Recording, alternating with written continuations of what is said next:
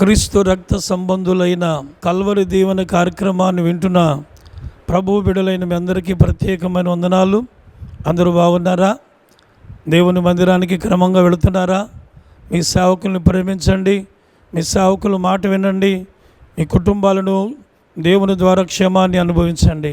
మంచిది. దేవుని బిడ్డలు, ఈ ఉదయకాలంలో ఒక దివ్యమైన సందేశముతో దేవుడు మీ ముందుకు తీసుకొచ్చి ఉన్నాడు. మరి ఆ మాటలు మనం విందామా? ఈ దినాల్లో దేవుని బిడ్డలారా, ఒక ఇల్లు కట్టాలంటే పట్టుదల కావాలి. ఒక వ్యక్తి ఉన్నతమైన చదువు చదవాలంటే పట్టుదల కావాలి. ఒక వ్యక్తి డబ్బు సంపాదించాలంటే పట్టుదల కావాలి. ఈ రోజున అమ్మాయికి వివాహం చేయాలంటే పట్టుదల కావాలి. ప్రతి మానవుని జీవితంలో ఏదైనా ఒకటి సాధించాలంటే ఖచ్చితంగా పట్టుదల కావాలి. పట్టుదల లేని ఎడల మానవుడు దేనిని కూడా సాధించలేరు. ఈ రోజున దేవుడు మీతో మాట్లాడమన్న మాట ఏంటంటే పట్టుదల. ఏ విషయంలో పట్టుదల ఉంటుంది?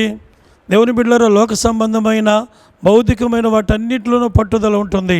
అయితే ఈ రోజున మహాజ్ఞాని అయిన సొలొమోను గారు రాసిన సామెతల గ్రంథం 4వ అధ్యాయము 4వ వచనంలో ఒక విలువైన మాటను ప్రభువు రాశాడు. పట్టుదలతో నా మాటలను పట్టుకొనుడి. ఏ మాటలట? దేవుని మాటలను పట్టుదలతో నువ్వు పట్టుకున్నప్పుడు ఈ భూమి మీద నువ్వు పొందుకోలేని ఆశీర్వాదం లేదు. నువ్వు అడిగిన వాటన్నిటిని దేవుడు ఇవ్వాలి అంటే దేవుని దివ్యమైన మాటలు, ఆయన శ్రేష్టమైన మాటలను పట్టుదలతో నీ హృదయం ఎప్పుడైతే నింపుకుంటావో ఆ మాటల ద్వారా నువ్వు దీవించబడతావు. దేవుని బిడ్డలారా, ఈరోజు పరిశుద్ధాత్మ దేవుడు నీతోనే సూటిగా మాట్లాడుతున్నాడు.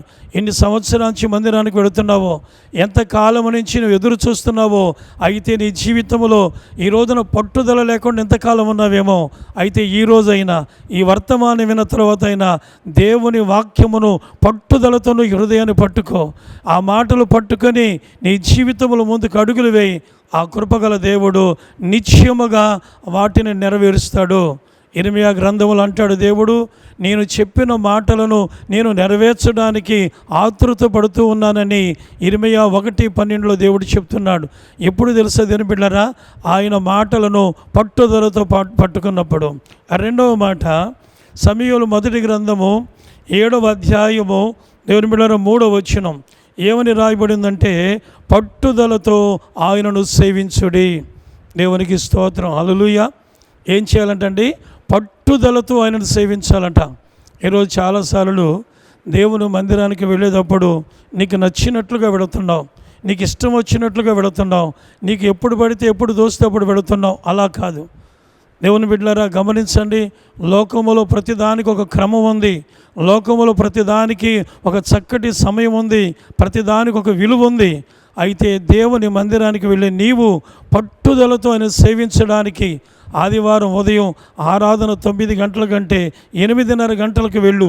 పట్టుదలతో ఎప్పుడైతే నువ్వు ఆయన సేవించడానికి నువ్వు వెళతావో అప్పుడు దేవుడు అంటున్నాడు, ఈ భూమి మీద నిన్ను శ్రేష్ఠుడిగా చేస్తాడు, నీ కుటుంబాన్ని శ్రేష్టమైన కుటుంబంగా చేస్తాడు.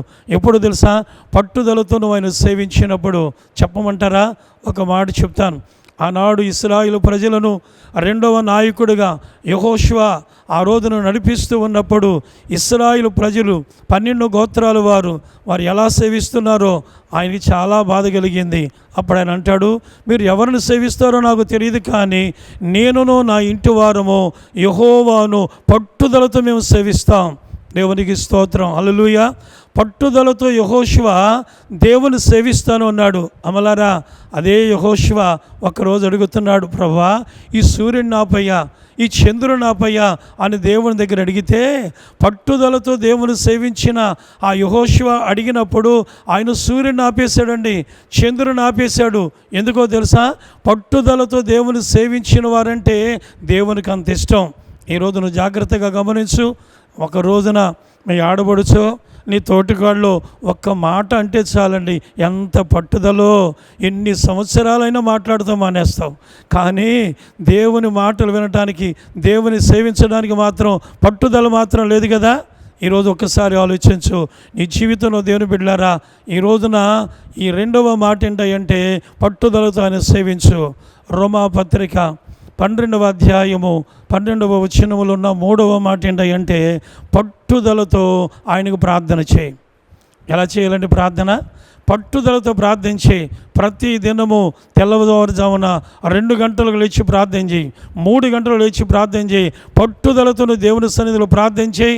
అమ్మా, ఎంతకాలమైంది వివాహమై బిడ్డలు లేక బాధపడుతున్నావా? భర్తకు సరైన సంపాదన లేక బాధపడుతున్నావా? పట్టుదలతో నువ్వు ప్రార్థన చేయి. ఈ రోజున నీ జీవితంలో నీ కుటుంబంలో ఉన్న ఆ లోటును, ఆ అపజయాన్ని పట్టుదలతో నువ్వు చేసినటువంటి ప్రార్థన ద్వారా దేవుడు అన్న ప్రార్థన వినలేదా? ఆ రోజున రాత్రంతా పట్టుదలతో దేవుని సన్నిధిలో మగసిరి గలవాడైన యాకోబు నన్ను ఆశీర్వదించమని తెల్లవారులు పెనుగులాడి దేవుని దగ్గర పట్టుదలతో అడిగినప్పుడు దేవుడు తను ఆశీర్వదించలేదా? అప్పుడే కదా యాకోబు ఇశ్రాయేలుగా మారాడు. ఈరోజు పట్టుదల నీకుందా? ఒక రాత్రంతా ప్రార్థన చేయగలవా? తెల్లవారుజాము లేచి ప్రార్థన చేయగలవా? ఒక్కసారి ఆలోచించు. బైబిల్ చెప్తున్న మాట పట్టుదల, పట్టుదల, ప్రార్థన. ప్రేమమయుడా నీకు వందనాలు. ఈ వాక్యం వింటున్న బిడ్డలందరికీ మంచి పట్టుదల ఇచ్చి వారి జీవితాలను వర్ధిల్ల చేయమని యేసయ్య నామమున అడుగుచున్నాము తండ్రి. ఆమేన్. అందరికీ వందనాలు.